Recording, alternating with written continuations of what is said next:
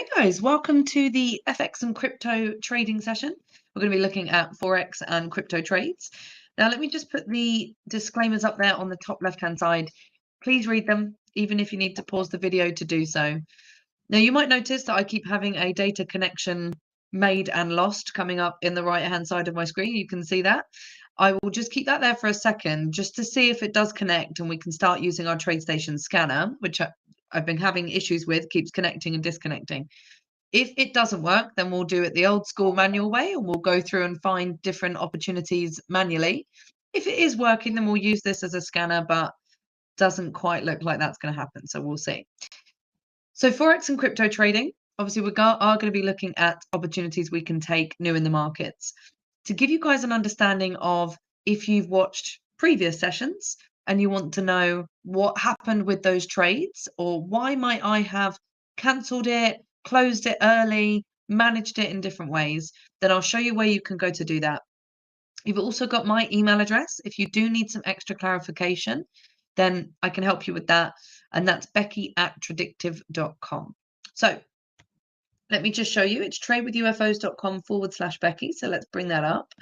We will go here to see this. So this will be the link, tradewithufos.com/Becky. Now from here, as we can see, we've got some live session notes. Now from here, you can do other things as well. You can check out apps, courses, general coaching for the group, individual one-on-one coaching if you'd like. You can check our live trading schedule and log into different areas. Now coming down to the live session notes section, this is something that we'll update and we'll go through today as we find new opportunities, and we'll update the live raw version of this document, and then you'll see it populated in here. And essentially you can use this to track. Here's a list of all the trades that we've placed, when we placed them. The dates are in US format. Whether they were long or short, the numbers associated, the dates associated. And then we can come through and we can figure out what happened. What was the outcome? Did we cancel the trade? Was it a full loss? Was it a small loss? Was it break even? Was it a profit? What were the dates associated with that? Ultimately, what did that mean in terms of P&L per lot, providing we actually took the trade? What was the overall outcome? You've got snapshots you can go and look at, and then some notes. So the trades that we placed last time in our Forex session, we had a small loss on the top one here, and that one was Aussie New Zealand. And that's because the auto climate changed to confirmed upwards the day after the trade was triggered. So we would have closed the trade at this point, as it said in the notes, and therefore closed it at market for a small loss, 5.5 pips instead of the full whatever risk that shows us in pips. Instead of the full 61 pip loss, we took a 5.5 pip loss, and that's why it equates to obviously less dollar risk as well. We cancelled the next one. That was a gold US dollar pair that we used there. Price never came back to the entry. It's now too far away, not lining up, so we cancel it. You can also see from the notes in the last one, which was a pound US dollar trade. It was a day trade. This one, the auto climate changed to unconfirmed 5 hours after the entry.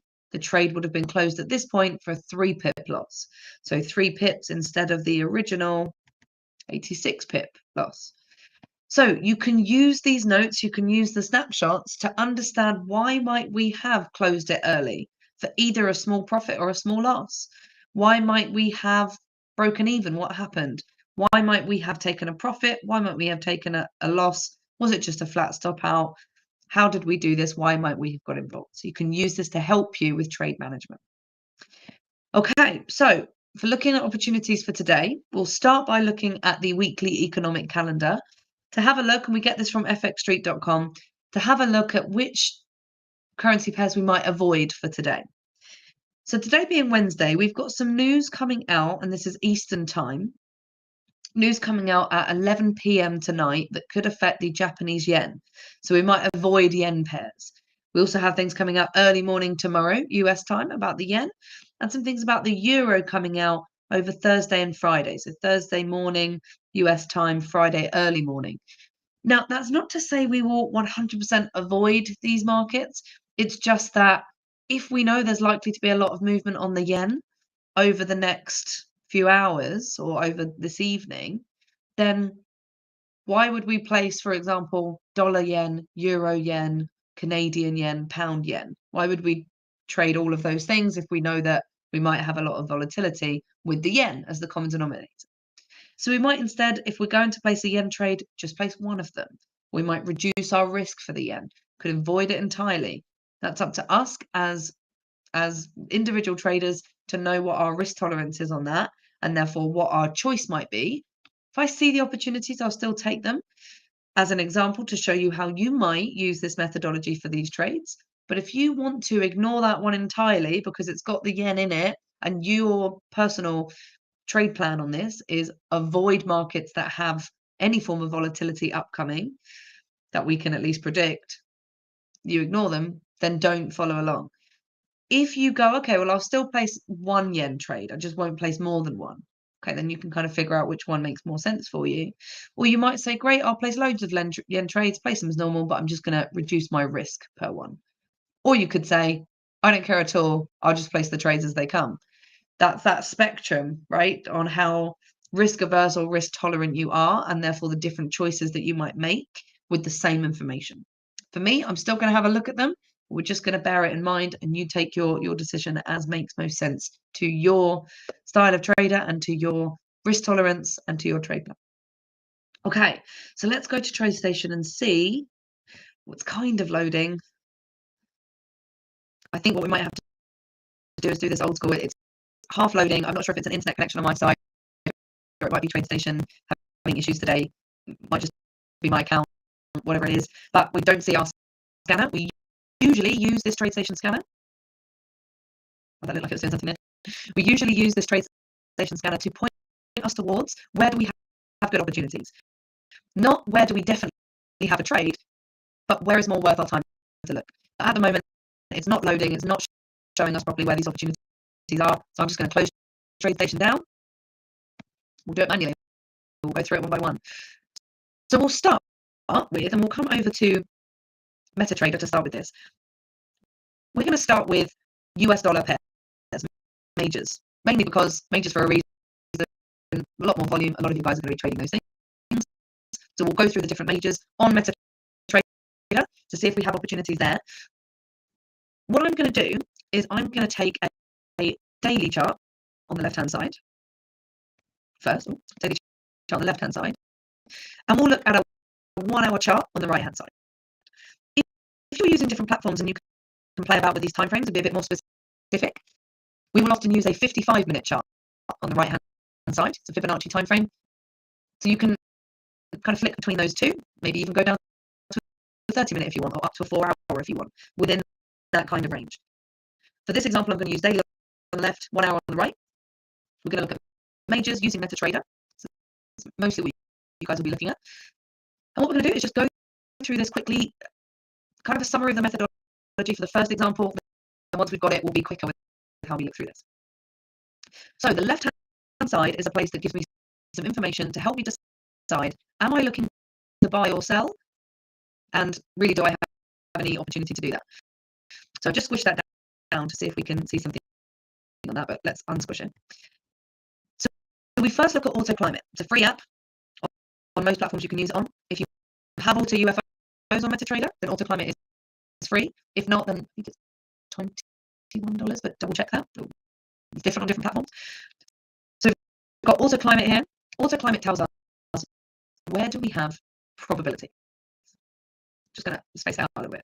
So if we've got a thick blue dot on Auto Climate, that tells us probability is up. If probability is up on my bigger time frame, which in this case is a daily chart, I want to be looking to buy. However, what we also have here on the same time frame, which will stop us from doing this, is a red UFO. Red UFOs show us where sellers are. So what we've got is conflicting information there, right? We've got probability upwards, so we should be looking to buy, but we've got loads of sellers pushing down on us right now, literally where we are right now. So buyers and sellers fighting at this moment. Who's going to win? Couldn't tell you. We don't know. There is no point guessing on this. It's going to obviously take probability points away. So at the moment we've got conflicting information here, so nothing to do on this market. Now we'll go to a different market and then I'll explain if we do go further on the application of the actual methodology, and then I'll explain it in a bit more depth, and then we'll be quicker as we go through from there. So for the time being, as a swing trader, which these timeframes are roughly swing trade timeframes, nothing to be done on the pound US dollar if we're using the daily chart as our common timeframe. Let's now look at the dollar Canadian and see what we might have here. So again, I'm squishing this down. Looks like we've got a better opportunity here. Let's have a look. So we have a thick red dot here, probability downwards. That's what that's telling us on this market. So dollar Canadian, daily chart, probability down. Now we also have sellers close by. So that's probability down and sellers, they're going in the same direction as each other. So that's extra confirmation there. Rather than the previous example where we had buyers but sellers. So we had a conflicting thing. Here we have sellers and sellers. Brilliant, probability down. So that's going in our favour. We also have quite a way until we hit the big stack of buyers, which are all the way down here. So we've got room for it to take it before the buyers step in and perhaps change things. So far so good. Now that we've seen what we need to see on the left, we then need to move on and figure out what we see on the right. So the right hand side is where we want to look for red UFOs in this case. We're looking to sell. So we want to sell with sellers. The right hand side is finding specifically which sellers and finding it in terms of our entry and stop and targets, things like that. So the right hand side, we have loads of different sellers, lots of red UFOs together. Which ones do we pick? In this case, we're going to come back to the left to help us figure this out. So we see here that our EMA number, so if we have a look up here, follow that EMA bit, look at this area here. Our moving average number is 1 point, and I'm going to keep this to the pip here, so to the fourth decimal place, 1.2957. 1.2957. Now that's relevant because 1.2957 is where we are likely to get more sellers come in. In the situation where price is lower than the moving average, when it comes up, people tend to sell. Not always, of course, but they tend to sell. So we're going to have sellers at that point. So we want to find sellers on the right-hand side, find these UFOs where we have patches of sellers that coincide with that EMA price that also has sellers and sellers in the environment where we have selling. Sellers and sellers. That's why we sell. That's why we choose where to sell. So we want, if the EMA price is 1.2957, then we want a UFO that coincides with that. Now, unfortunately, with this first UFO here, as we see, it ends at 1.2956. So literally just out. And I know it's just out. You could argue that this is being really pedantic, but them's the rules. We have the rules for a reason. If we're going to start bending them, we might as well have a different rule, right? So it doesn't align with this one. However, we have this UFO here, this 1.2965 is where it starts. Then you might be thinking, well, that doesn't align either. The EMA value is a few points ahead of that. So again, it was 1.2956. So 1.2956, or sorry, 57 is just outside of this first one. So of course it doesn't align with the second one. However, the M in EMA, that's what moving, right? It's a moving average. The average moves as price moves. So as price moves up, so too does the EMA. Price is currently at 1.22888. I know it's moving all the time, right? So 1.2888. As price moves from 1.2888 towards 1.2965, which is what, 70-80 pips difference, is the EMA likely to move up by 6-7 pips? Probably. So as price moves up, so too does the EMA, and it will likely fall into place around here. Now what we're going to do is we've got all of these UFOs on top of each other, so we're actually going to combine them all into one big chunk, because we don't want to be getting out of a position when we've still got sellers that could be pushing price down slightly higher up. So we're going to push them all together, meaning our entry price will be 1.2965, so the start of this UFO, but our stop loss price is actually going to come from this number here. I'm going to have to spread that out a bit. So 1.3074, that says. So we're going to go 1.3074, and we're going to add 10 pips, or we're going to add 7 pips actually as a little bit of wiggle room. So we will take 1.3074. I think it's 0.9 something, so we're going to round that up. So 1.3075. And we're going to add 2 pips for the spread, so 1.3077. And then we're going to add 5 pips for wiggle room, so 1.3083. So our entry, 1.2965. Our stop loss, 1.3083. That's going to be the numbers that we get here. And what I'm going to do is I'm going to bring up our sheets here, and this is going to be logging it live so we can see how we do this. The date today, I'm going to do US version, so July 20th, 2022. We were looking at the US dollar Canadian, 1 day and 60 minutes. We'll go that way. We're going short in this case. The entry will come back, so I don't remember it off the top of my head. The entry was 1.2965. 1.2965. Our stop loss was 1.3083. 1.3083. I'm going to fill this in a little bit later. Now, our final target, where are we going to take this if we're right? I'm going to come back to the left-hand side chart here, and we're going to get out basically before the buyers come in. The buyers come in at 1.2403.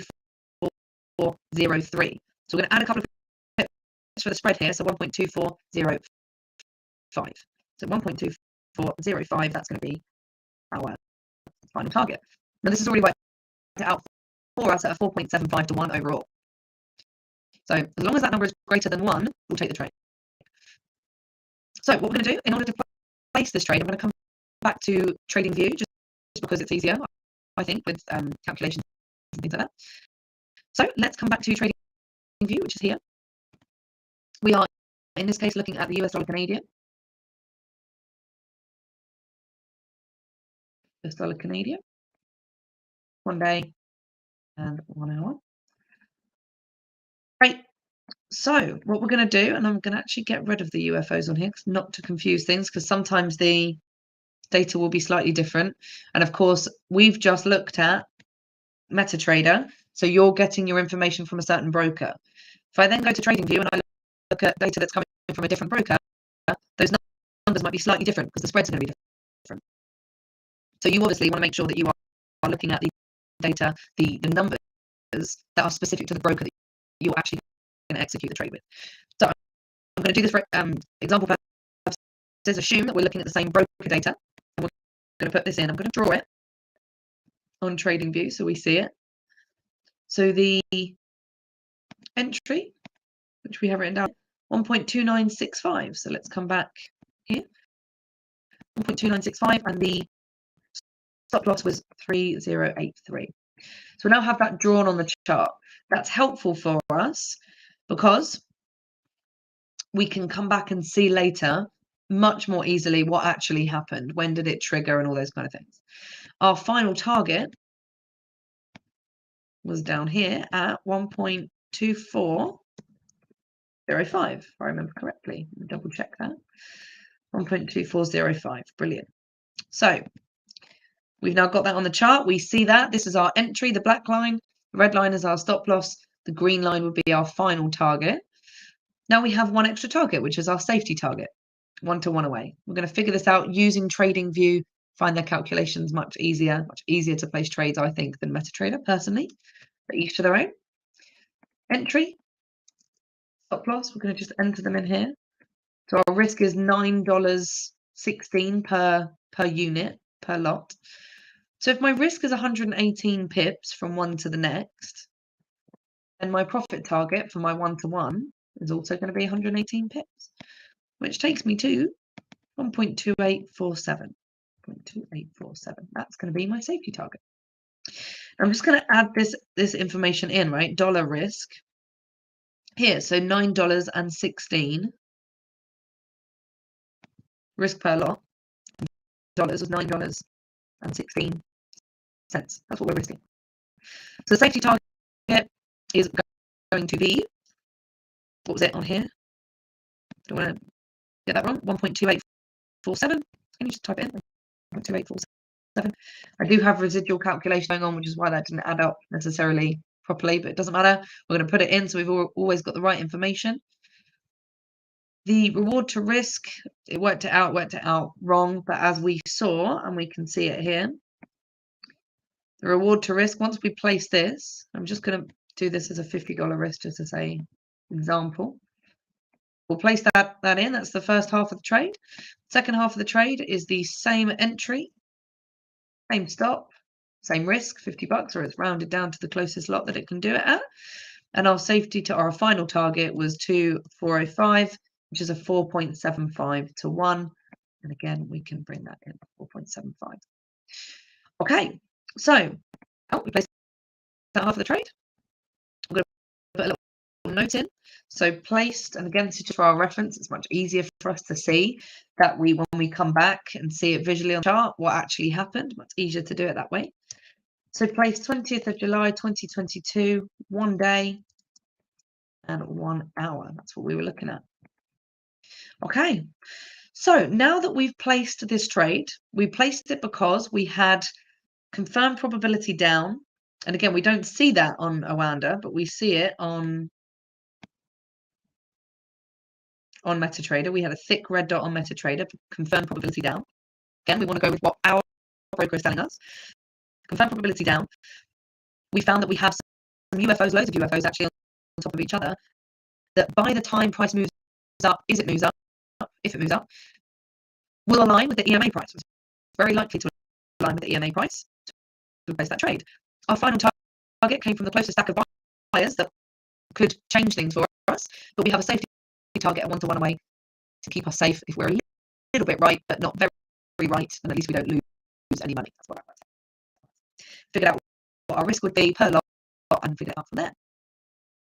Now, just to show you, in terms of tracking purposes, if you go to tradewithufos.com/Becky and refresh, once it loads, should see, brilliant, that new trade has gone in. So now as it develops, as I update it, and I'll make sure that these are all filled in properly. As I update it, you can track what happens. You can see the snapshot at the end, and you can see the notes to figure out why we might have cancelled the trade, why it would have hit a profit, why it would have hit a loss, whether we would have closed it for a smaller loss or a smaller profit, whether it was break even, and why. So you can track it from here. So we spent a little bit of time now just unpacking this first trade. So we're now that we've got the basics of what we're doing and why, and if you need more help on that, check out our courses. They're really affordable and it breaks it down bit by bit exactly what we're doing and why. But now that we've got that example here, let's now be quicker about it and have a look at some new opportunities. We're looking at the dollar yen now. And again, remember that the dollar yen or the yen is likely to be having some volatility tonight, so you might choose to ignore this entirely. Same time frames. We have a thick blue dot, probability upwards. We want to be finding green UFOs in this case, so buyers that are going to align with the EMA price. So the EMA price, we just hover here, is 137.69. 137.69 is around here. We have no UFOs around there, not going to be lining up, so we don't have a trade. You can check different time frames to find that out.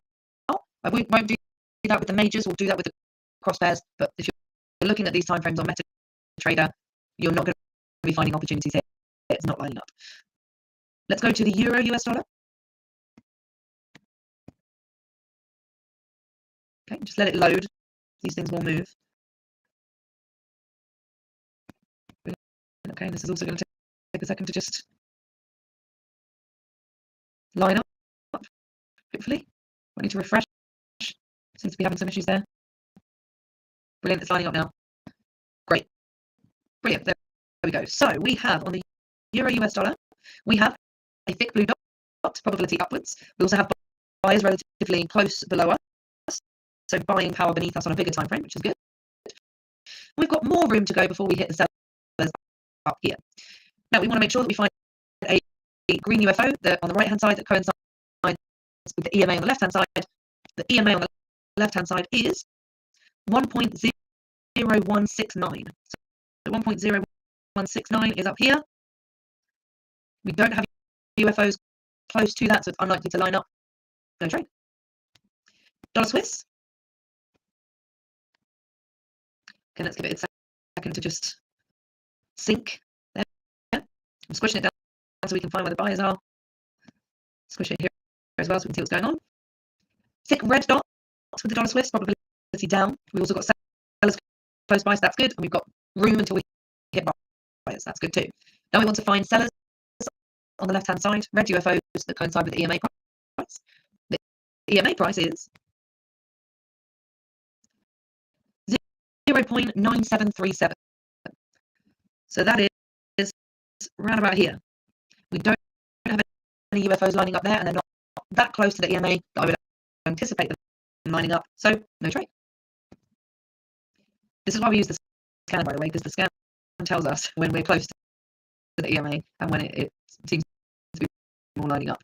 But if we don't have the scan and we do it in the old school, old-fashioned way, do it manually. Okay, so let's squish this down. We have a thick blue dot, probability upwards on the Aussie dollar right now on a daily chart. We are coming up to sellers that are really close by, actually. So I wouldn't say that we should be trading this. The sellers are going to get in the way too soon. We don't want to be trading that. Last but not least, New Zealand US dollar.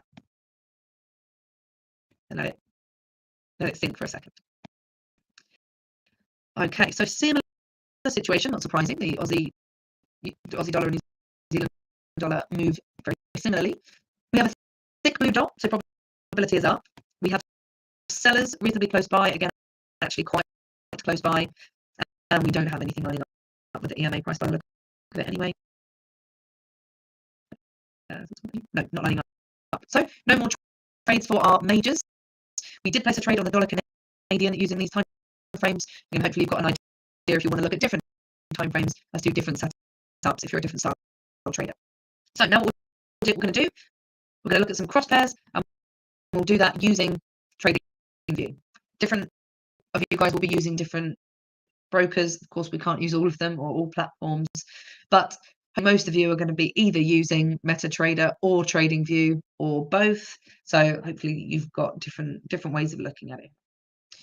So we've looked at the majors. Now we're going to use the same time frames. So day on the left, and we're going to have a 1 hour on the right, but I'm also going to look at the 55-minute as well, just to give us another little option there. And I'm just going to go through cross pairs as I think of them. So Euro Aussie, I'm going to look at Oanda data, just because we tend to look at Oanda data, so just to give some consistency. But of course, you are going to want to look at data relevant to the brokers you're using.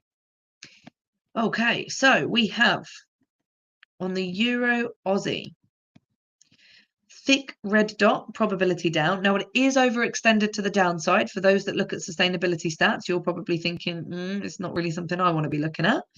Because we see here that usually this market goes down for 5 candles and we're on candle number 12. So for a lot of people, that will rule this out completely. Now, that's not, to me, this is something that's a little bit more subjective. Obviously, the bigger this number relative to what usually happens, the less probability we have, but we do still have probability down.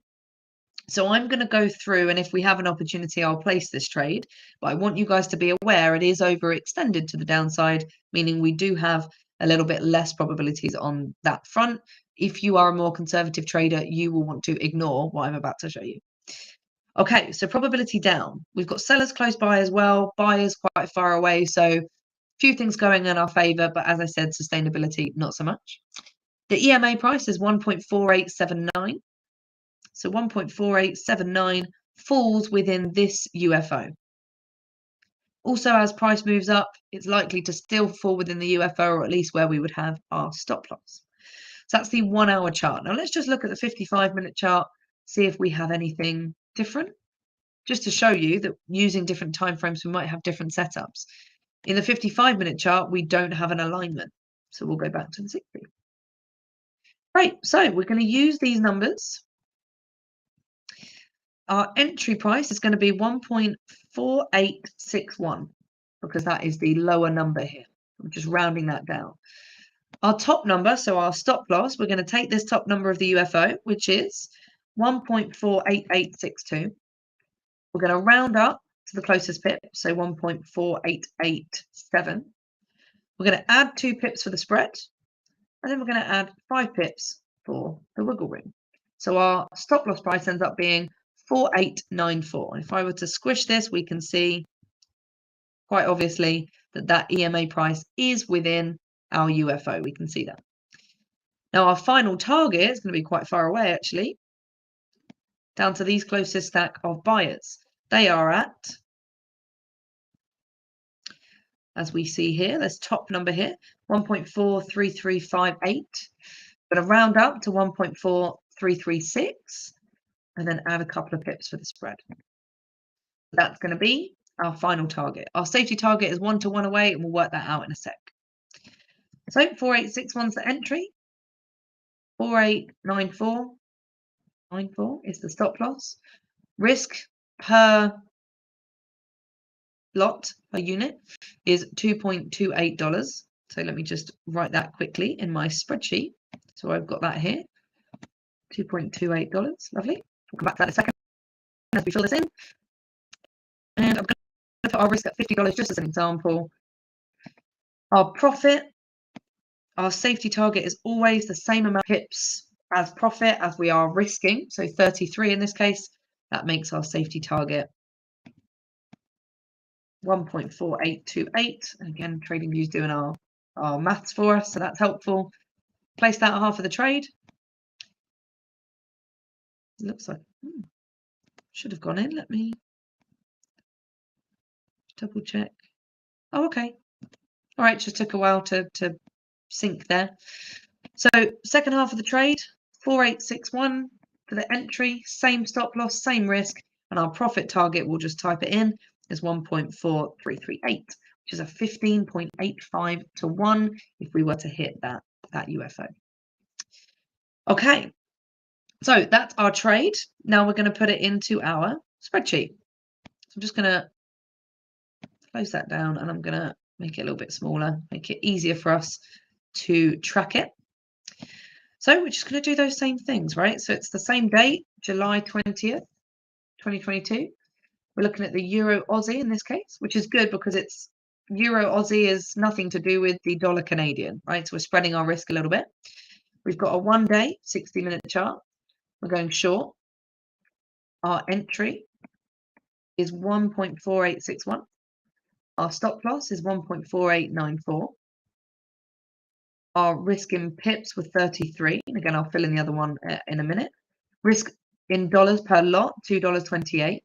Safety target, 1.4828. Final target was from this one, was 1.4338. So now we've got everything we need. And the reward to risk was, what was it? Do that again. The entry was the same, 1.4861. Stop loss is that, 15.85.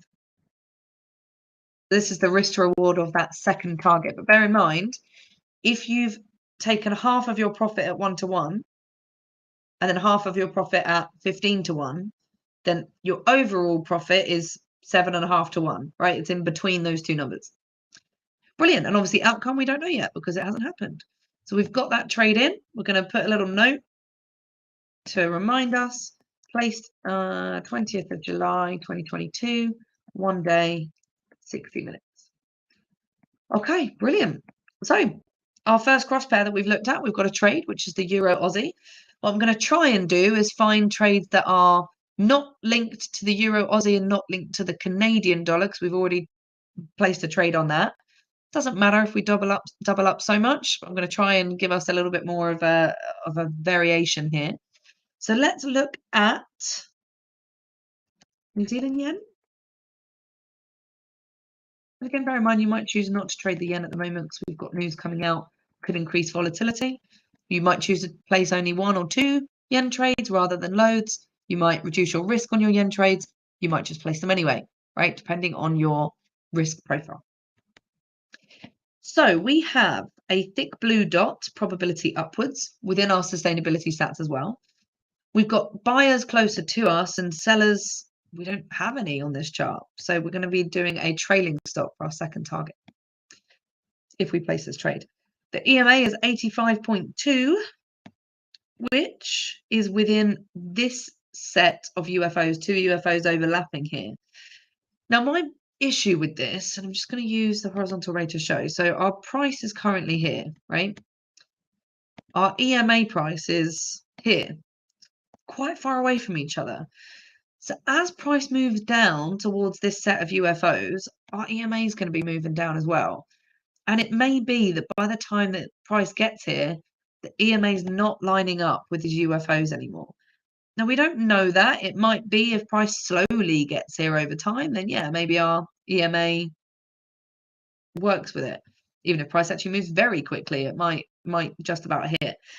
But it's too far away. I would say it's too. We can see here with these long lines. We've got a long line on our dot here. We've got more than one standard deviation away. So we would be guessing.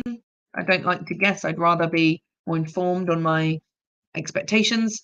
So we're not going to use this. Now let's have a look at other trades. So let's do Swiss yen. Then again, we might have to double up on at least some of our currencies. So here we're slightly closer to the EMA, so it's easier. Thick blue dot, probability up, just within our sustainability stats as well. Now again, it doesn't look like, I've got a trade on here from ages ago. Let's just delete that.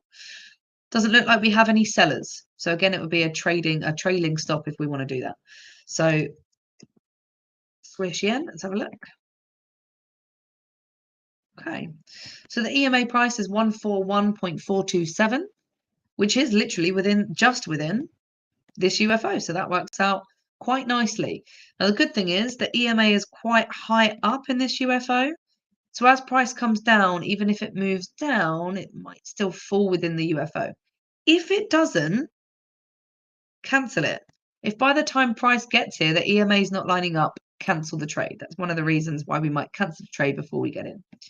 Because we are less than one standard deviation away, I'm going to place this trade. But like I said, keep an eye and we will cancel it if it doesn't line up by the time it gets there.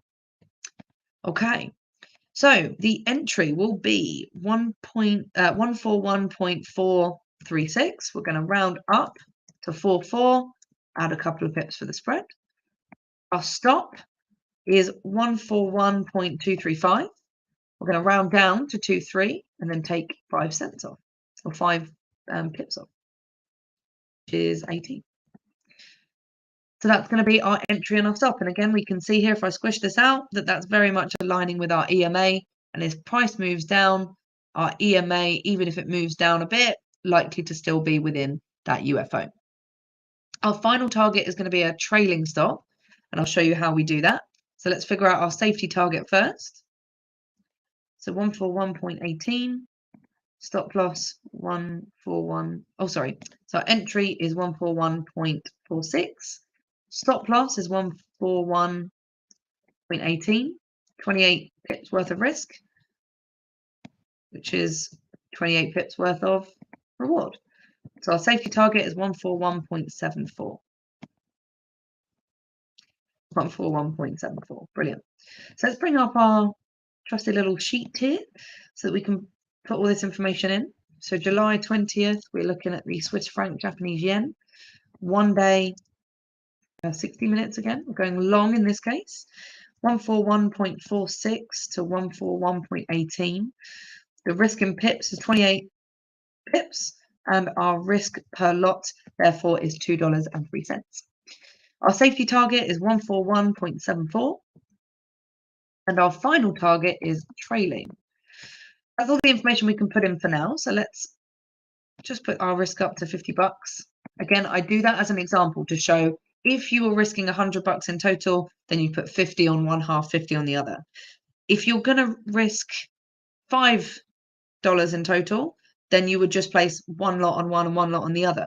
So it'd be $2 and something of a risk and $2 and something of a risk. Overall comes to just less than $5. Now, for our trailing stop, what we're going to do, same entry, same stop loss, same risk, we just don't take profit. Because we don't know where to take profit, because we don't have an objective place where we can see sellers. So what happens now is, let's say we get triggered into the trade, price moves up in our favor, and a new green UFO forms. So new buyers are formed. Brilliant. With that, we're going to move our stop loss from here and put it behind the new buyers. Goes in our favor. New buy UFO is formed. Great. We take our stop loss from there or from where it was. We put it behind the new buyers. So we're just going to move our stop loss up as buyers appear to just beneath those buyers. So let's put a little note. So placed 20th of July 2022. 2 years have gone by. 1 day, 60-minute, and T2 is trading. So again, it gives us an idea when we come back and look at it and go, where's my second target? We've got a note, just makes it easier for us to track it all. Okay, now coming back to tradewithufos.com/Becky, refresh it, have a look at the live session notes once it loads. And you will see, again, we've got 3 trades that we've placed today, and you can see the information on them. So far, we've done a really good job at placing 3 different trades that have nothing to do with each other, right? So we've looked at the US dollar, the Canadian dollar, the euro, the Aussie dollar, the Swiss franc, and the Japanese yen. So 6 different currencies that don't have anything to do with each other, which is good. Ideally, we want to do that rather than trading the dollar Canadian, the dollar Swiss, and the dollar yen. Which means we're trading the dollar 3 times. Something crazy happens in the States, it might screw with all of our trades. Or trading the euro yen, euro Aussie, euro pound. Same thing. Something crazy happens in Europe, unexpected happens to the euro, all of our trades might suffer. So that's the thought process there. So what we'll do now is let's try and look for a pound New Zealand trade. Let's see if we can do that. Let's move about timeframes to see if we can find one, just to finish on that theme. So pound New Zealand. Don't like it on this time frame, and I'll tell you why in a minute. GBP. The reason I don't like it on this time frame, which is a daily chart, is because it's way too far, I think, from its EMA. It's saying it's less than 1 standard deviation, but it is, in my opinion, too far away. So we don't want to. If we place trades with this that line up, we have more room that by the time it actually gets to entry, it doesn't line up. So what we'll also do, because so far we've looked at daily on the left and hourly on the right, and that's helpful if you're a medium-term swing trader, sort of short-term to medium-term swing trader. Let's assume you are now a longer-term swing trader or a position trader. We're going to look at weekly on the left. And therefore, on the right, we might look at a 144 minute, or we could look at a 2-hour or a 4-hour. But we'll look at a 144 minute first. It's our Fibonacci time frame. Thick red dot, probability down, way within our sustainability stat. So that's helpful. Usually goes down for, round that up, 7 candles. We're on candle number 1. So great. We're much closer to our EMA than we were on the last one. So that's good. And if we put our, okay. We're there's no buyers, quite far from some sellers on this time frame, but no buyers to speak of. So we'll do a trailing stop. The EMA is 1.9337, which must fall within these. 1.9337. What I'm actually going to take is this top UFO. So 1.9337 is here, right? Just here, just underneath this UFO. So as price moves up, if price moves up to reach this UFO, the EMA has only got to go up by a couple of pips for it to fall within that UFO. So very likely that if price were to meet the UFO, the EMA would coincide. Very, very likely. So we'll take this UFO here and let's place this trade. So I just use the drawing tools. I know those of you that use Fibonacci for what it's intended probably really hate that I'm using it as a drawing tool, but I find it really useful as a drawing tool because it means I can very easily draw around areas and very easily come back to things. So our entry, we're going to take this bottom number for this UFO, which is 1.93405, round it down to 1.9340. Our stop loss, that top number is 1.93976. 1.93976. I'm going to round it up to 98. Add a couple of pips, spread, add 5 for the wiggle room. So we've got our entry and our stop. Our safety target is 1 to 1 away. So let's figure this out. 1.9405 to 1.9, or apologies against the entry. We're going short, 9340. Stop loss is 9405. The risk per lot there is 4.06. I'm just going to put that in. 4.06. We'll come back to that and fill it in a second. The risk in pips is 65, which means the safety target must also be 65 pips away. So that target is 1.9275. Okay. Now, we don't know what our second target is. It's going to be a trailing stop, so we'll put that in. Let's put that in first. Oh, whoops. I'm going to cancel that, because what I didn't do is do what I usually do and make it a $50 risk. And just to show for consistency's sake, again, it might be $50, it might be 5, it might be 10, might be 100, might be 1,000, might be $1 million, whatever. Point is that whatever you're risking should be consistent. So if my example is $50 each time, then I'll keep it as that. So brilliant, we'll put that in. Second half of the trade, so 1.9340 to 1.9405, same entry, same stop, same risk. We just don't take profit in this instance. Let's use it as a trailing stop. So in this case, if price moves in, enters our area and starts to move down, and then a new red UFO is formed, then we take our stop loss from there and we put it behind the new red UFO. Continues in our direction, hopefully. New red UFO is formed, then we take our stop loss from where it was and we put it behind there. So let's put a little note. So placed 20th of July 2022, 1 week and 1:44 minute. Target 2 was trailing. So now what we'll do is we will come back and we'll just log this into our spreadsheet. So 7/20/22 GBP NZD. We're doing 1 week and 1:44 in this case. Short with an entry of 1.9340. Stop loss of 1.9405.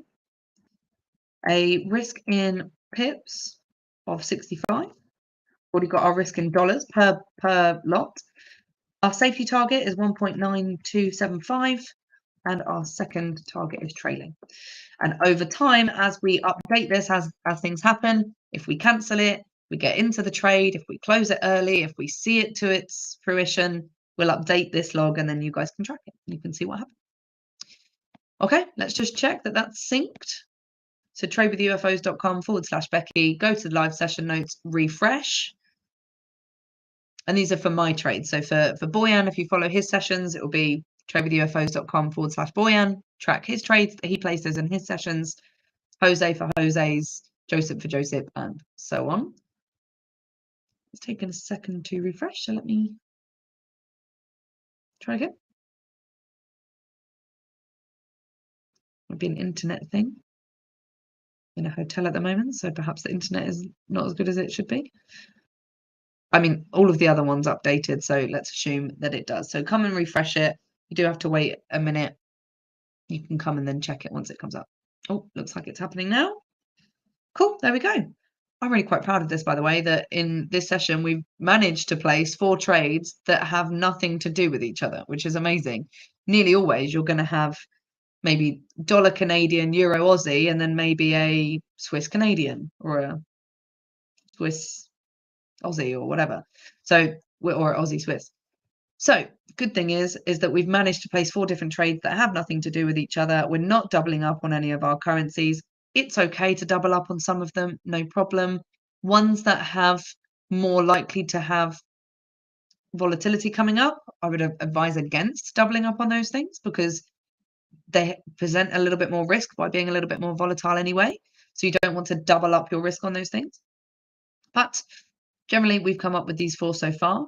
What we'll do now, because this is a Forex and crypto session, we will go to look at a couple of cryptos. So we've got a Bitcoin trade that's still waiting to be triggered. from last time. So we'll leave Bitcoin for now, and we're going to stay with these bigger time frames. And we'll look at, again, just another example. I'm going to look at Ethereum. I tend to look at Ethereum and Bitcoin mainly just because they're some of the most common things that people trade. If you guys have specific markets you want to look at or specific cryptos you want to look at, just let me know. Happy to always have a look. Okay, so with this one, automatically, we're not going to be trading it because price has just gone past the EMA. If we're looking to sell, which we would in this case, which is thick red dot probability down, then we want price to be below the EMA, and it's not. So we're not looking at it.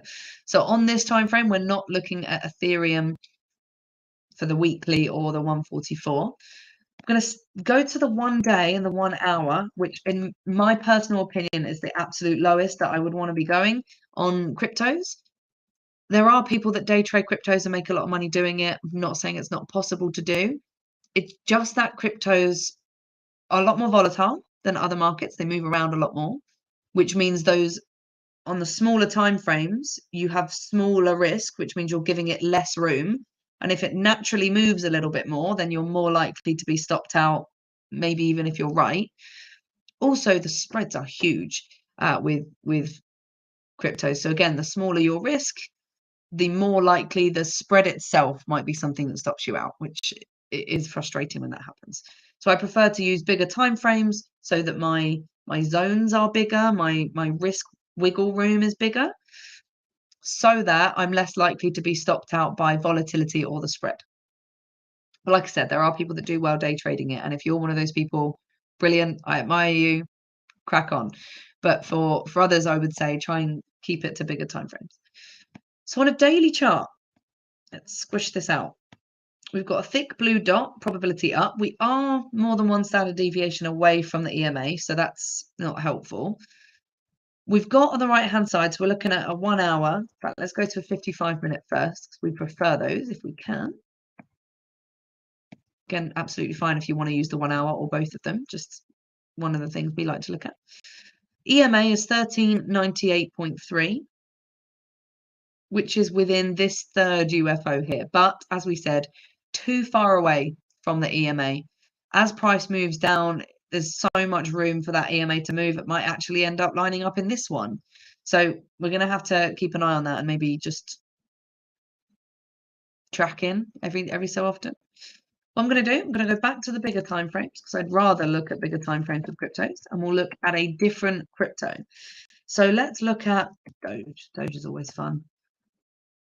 So we'll look at Doge USDT on, in this case, we're looking at Bitfinex. I think we were looking at on both ones. Let me double check that we're looking at that one here. That's interesting. No, this one is Binance on the left. Oh, brilliant. I was typing the wrong one. That's why.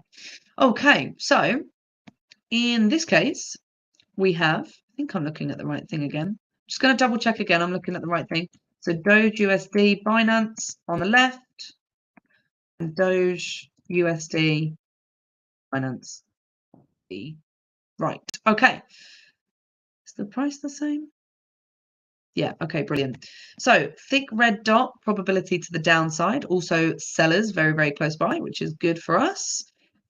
If we want to be buying, we need to wait a minute maybe for our auto climate to catch up. Or auto UFOs to catch up. Let's do that. So I think that UFOs just moved. It seems to start by the lines and by the prices. The buyers start at 0.007, which is ages away, literally ages away. So unlikely we'd take it all the way down there. So now if we want to be looking at where sellers are, which is what we do want to be looking at, we want sellers that line up with 0.0755, which there are none around there. Let's look. We're looking at the 55-minute chart and see if we have any on there. So the number was 0.0755. We don't have any UFOs around there, so no trade to be having. Although this is weekly on the left, so that should be 144 on the right.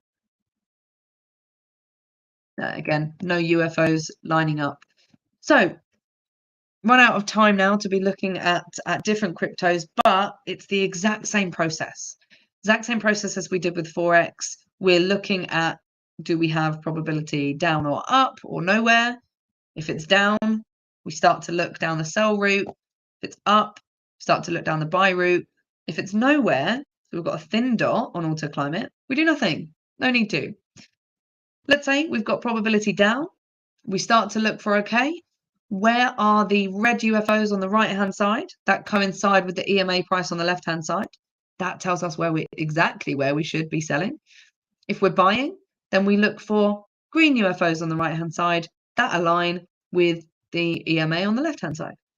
It tells us exactly where we should be buying. Our targets, we have two of them. One of them is a safety target, 1 to 1 away. Always 1 to 1 away. Whatever that risk is, do it again, and that's where we place our target. Our second target is, if we're buying, it's the closest stack of sellers on the left-hand side. If we're selling, it's the closest stack of buyers on the left-hand side. As long as they are more than 1 to 1 away from each other, so the final target is more than 1 to 1 away than what you're risking, everything's good. It all lines up. So you can track the trades on this section here. So again, on crypto, we don't have very many really to be tracking, just one that's still open. On Forex, we've got a few now where you can read back and look back at the images of previous trades, figure out why we would have closed them or not, or lost or won, track the trades that we'll see from here. I'll fill this in properly and just make sure that my calculations are right. I think I've got old calculations in here that aren't doing things properly, but I will just use it from TradingView, copy it over so we see it all. And if you have any questions, you can email me, becky@tradictive.com. If you want to check out the apps for yourself or courses to understand this in a bit more depth, you can check them out from this link as well. So today is Wednesday, so I hope you guys are having a good trading week, and I will see you soon. Take care. Bye-bye.